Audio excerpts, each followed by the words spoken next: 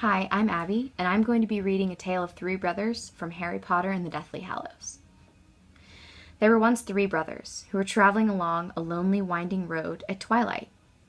In time, the brothers reached a river too deep to wade through and too dangerous to swim across.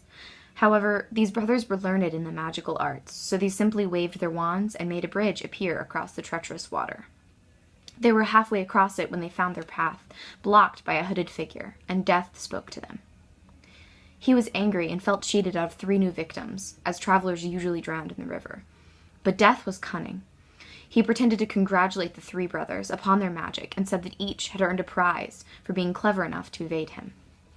So the oldest brother, a combative man, asked for a wand more powerful than any in existence, a wand that must always win duels for its owner, a wand worthy of a wizard who had conquered death.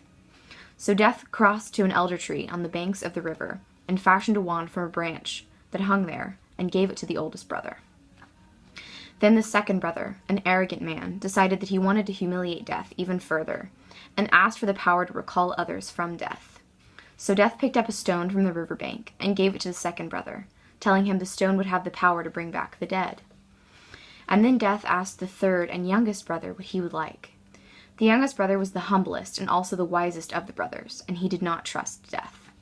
So he asked for something that would enable him to go forth from that place without being followed by Death. And Death most unwillingly handed over his own cloak of invisibility. Then Death stood aside and allowed the three brothers to continue on their way, and they did so, taking with wonder of the adventure they had, and admiring Death's gifts. In due course, the brothers separated, each for his own destination. The first brother traveled on for a week or more. Reaching a distant village, sought out a fellow wizard with whom he had a quarrel. Naturally, with the elder wand as his weapon, he could not fail to win the duel that followed. Leaving his enemy dead upon the floor, the oldest brother proceeded to an inn, where he boasted loudly of the powerful wand he had snatched from Death himself, and how it had made him invincible. That very night, another wizard crept up upon the oldest brother as he lay, wine-sodden, upon his bed. The thief took the wand, and for good measure slit the oldest brother's throat.